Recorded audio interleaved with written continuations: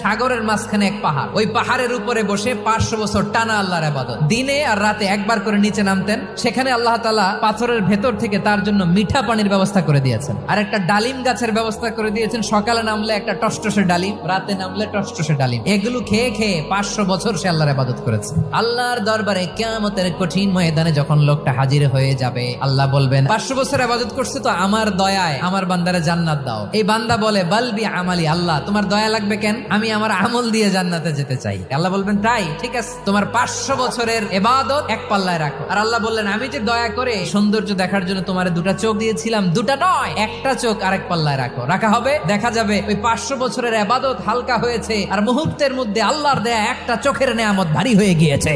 ফলাফল দেখো, হিসাব বলে তুমি এখন জাহান্নামে যাবা, যাও এবার জাহান্নামে যাও। এবার লোকটা কাচুমাচু করে বলে আল্লাহ এবার আমি বুঝতে পেরেছি তোমার দয়া ছাড়া দুনিয়ায় কেউ জান্নাতে যেতে পারবে না।